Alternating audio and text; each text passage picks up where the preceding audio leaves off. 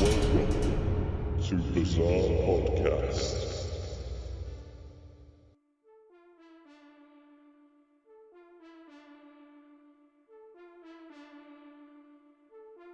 Hello everybody and welcome back to Bizarre Podcast.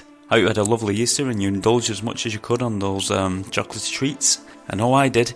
Today the kids went back to school and the house is quiet. It's the first time it's been quiet in 2 weeks, so I thought it was the perfect opportunity to sit down and record an episode.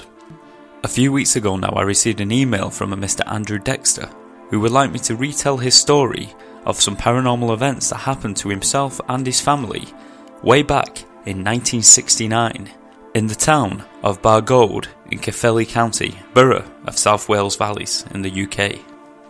Without further ado, I give you the ghost of Gladstone Villa.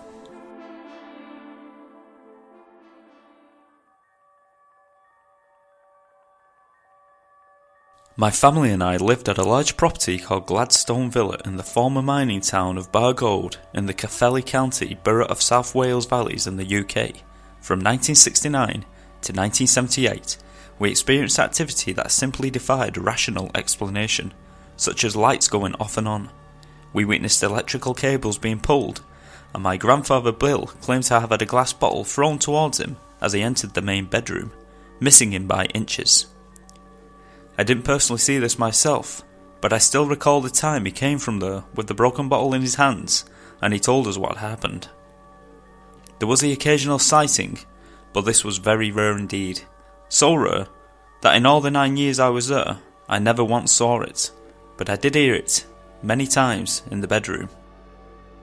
It's still worth mentioning that my mother Caroline saw it on at least 2 occasions. There were also regular footsteps heard in the main bedroom every evening, sometimes during the day when we'd all be downstairs watching TV.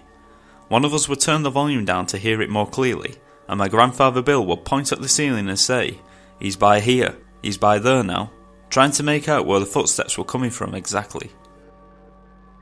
There were 5 members of the family that were living at Gladstone Villa. My maternal grandfather William Higgs, known as Bill to family and friends, a retired miner who worked at the local colliery. He was a short bald man who liked nothing more to listen to his country and western LPs, Johnny Cash and Glenn Campbell, and so on. He also liked westerns on TV that starred John Wayne or Clint Eastwood. My maternal grandmother was Rita Higgs. She was a short woman who was a housewife. She was completely teetotal but liked to smoke. She also liked collecting garden gnomes and liked watching a soap opera on the TV. My mother, Caroline Dexter, met my father at the local bakehouse in Baldwin Street, where she worked the day shift and my father worked the night shift. He would stay behind to make her a cup of tea and have a chat. They dated for 3 years before they got married on Monday the 1st of April 1968. The Beatles were number 1 with Lady Madonna. They decided to live with my grandparents at Gladstone Villa, which was in Cardiff Road. I was born on the 24th of August in 1969, when everyone was listening to the latest number 1 in the charts, Honky Tonk Woman by the Rolling Stones. It was soon after that my mother said that strange things started to happen. I was just a baby when she said it all started off rather quietly, like small tappings here and there, but nothing too noticeable. But in time, the activity gradually increased. One time my mother said the family heard a noise, like someone jumping down from the attic and onto the landing. Naturally, thinking that someone was trying to break in, they went to see what was going on, and when they got there, they found nobody, but the hatch to the attic was open. Whatever it was eventually occupied itself in the main bedroom, which incidentally was my grandparents' room. It soon made its presence felt by walking around the bedroom, and the sounds of dragging could be heard. One day my mother went upstairs to that bedroom to get my father up for work, so he could get ready for his night shift. When she got there, she was confronted by the sight of the ironing board placed on my father's torso as he slept. When he awoke, he was astonished to find the situation he was in. He suspected my grandfather Bill was playing pranks, but in time, he knew my grandfather was not responsible for it, and he told his work friends what was going on there, and it soon got around that Gladstone Villa was haunted. My parents separated in 1972, and my father left Gladstone Villa But it wasn't because of what was going on at Gladstone Villa. It was just a breakdown of the marriage. They finally divorced on the 25th of April 1975. The British band the Bay City Rollers were number 1 in the charts with Bye Bye Baby. Again, very apt. It would have been amusing, but for the fact of what was going on there. I was barely 2 years old, so I have no memory of my father living at Gladstone Villa. But he would come to see me every Saturday to take me to my paternal grandparents and to the local cinema. Great times, even though the paranormal activity still continued. As I got older, I too witnessed the activity for myself. I saw the electrical cables being pulled by unseen forces. I saw the lights going off and on, and when my grandfather Bill would play his records on a Sunday afternoon, it would turn the music off. It seemed to take exception to the British band Slade, and any religious TV shows my grandmother Rita would watch.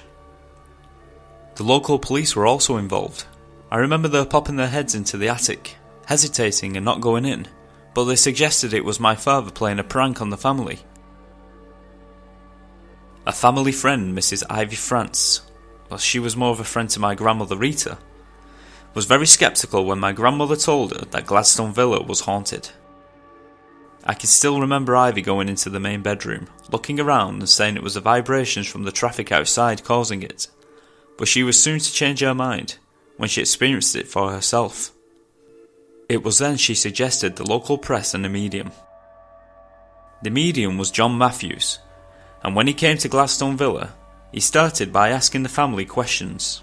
He then began by challenging the spirit to perform by knocking on the ceiling, and sure enough, it responded by knocking back at him. At some point John went into a trance to try and make contact. He failed to get a name, and he later confirmed the obvious, that there was indeed a presence there, but it was an earthbound spirit, and that it had unfinished business. A priest by the name of Graham Jones was called to Gladstone Villa. He blessed the property, and after a few prayers, he duly left, and it was quiet for a few short months after that. No incidences, but it did return, and with a vengeance, and this time it decided to show itself. One evening, my grandfather Bill, my mother Caroline, and I were watching television, and my grandmother Rita was reading a book. All of a sudden my mother just so happened to look to her left, and she saw the full solid figure of a monk standing by the doorway. We did not see this, as we were otherwise occupied, but she later described it in detail as a monk in a typical brown habit, complete with hood over the head, so she didn't see the face. The description she gave sounded very much like a 16th century Benedictine monk. Fred Davis was a friend of my grandfather Bill. They worked together at the local colliery, and he would visit most evenings. Fred was a slim man who would wear a flat cap and glasses and smoked homemade cigarettes that hung from his lips when he spoke. He would sit in his favourite chair by the open fire and talk to the family and watch TV with us. One day, Fred was with us in his usual place by the open fire. I was quietly playing with my toys by the sideboard. It was quiet when all of a sudden there was a very loud bang. It was so loud that Fred ducked his head and I ran to my mother for comfort. When it was quiet, we all went upstairs. My grandfather Bill would always be first and I would be last, and when we got to the bedroom we found nothing that would account for the noise. Fred later told us that he ducked his head down because he believed that something was going to come through the ceiling on top of him. Fred also told us of another experience he had at Gladstone Villa.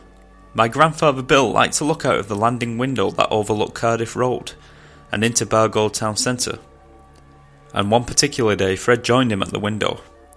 He said he felt something brush past him, and when he looked, there was nothing there.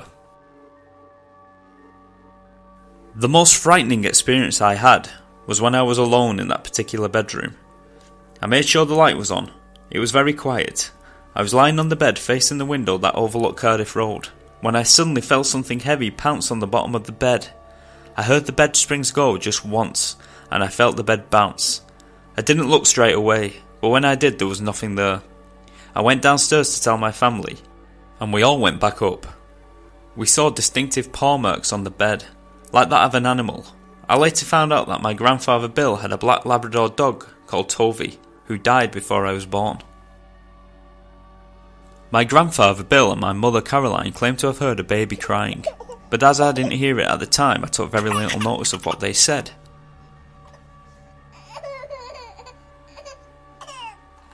The activity got so bad that my mother, grandmother and I slept downstairs with the lights on. It was only my grandfather Bill who wasn't afraid to sleep in the room by himself. That is until what happened next. He told us that he was lying on the bed when all of a sudden he couldn't move. He couldn't even shout out to us for help. This could well have been sleep paralysis, but he said he heard something in the room with him.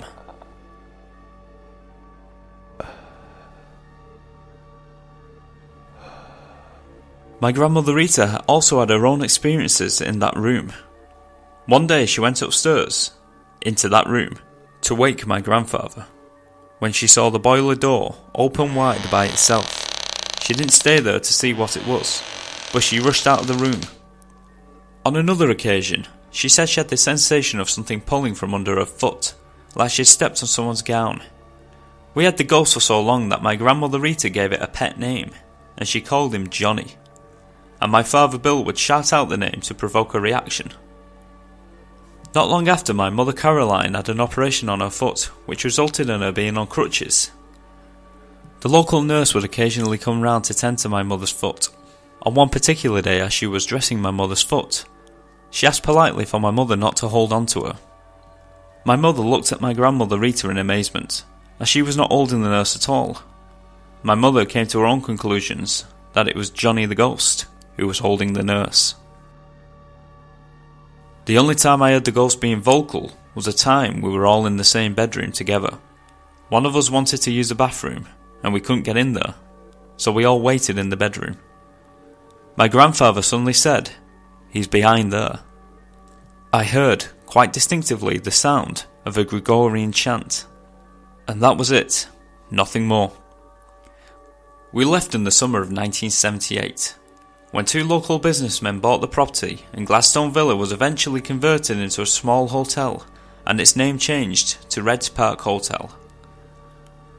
On the night before we moved, there was one final incident we experienced, as if it knew we were going, and it was its way of saying goodbye. My mother, grandmother and I got ready to go to sleep. The light was still on, and then we heard the doorknob turning, as if someone was trying to get in. At first, I naturally suspected my grandfather Bill, as he was the only one who slept upstairs in that room, and we thought it may have been him playing a prank. I called out to him, but there was no answer, no laugh that would give him away. We then heard our belongings, that were packed in the hallway, being thrown around. The next day we asked my grandfather Bill if he was playing a joke, but he insisted it wasn't him, and to this very day, I believe him. I had my 40th birthday at Reds Park Hotel in August 2009 for old time's sake, and it was there the female staff told me about the ghosts, and I told them what had happened to me there 30 years before. The staff told me of their own personal experiences, lights going off and on, and the odd sighting in room 5 of a bride dressed in white. I decided to do some thorough research of the property and the Cardiff Road area, and I found out that some very interesting things happened. I found out from Bargold Library and local newspaper archives that Gladstone Villa dates back to the 1900s, and it was named after the former British Prime Minister William Gladstone. I discovered the previous people that occupied the property, the Kimmitt family, in 1924, the new married couple Michael and Evelyn Kimmitt, and their son, named Elvin Kimmitt. He died at the property just 4 months old, according to the archives of Cardiff newspaper The Western Mail. This may explain the crying baby my mother and grandfather heard in the bedroom. Mrs. Evelyn Kimmitt died in 1970, soon after I was born. Maybe this is why the activity all started. I also found that there was a monastery in Baldwin Street, where my parents met and worked, and there is a property directly opposite the former Gladstone Villa property in Cardiff Road dating back to the 16th century. It is now a public house called the Raffer Club. A priest hide is said to be in there, but is sealed up. This explains the monk my mother saw. What I have said here is true. I wouldn't share this if I couldn't possibly back this up, and I have used real names as I have nothing to hide, and all I have said can be verified by the family of those people I mentioned. Sadly,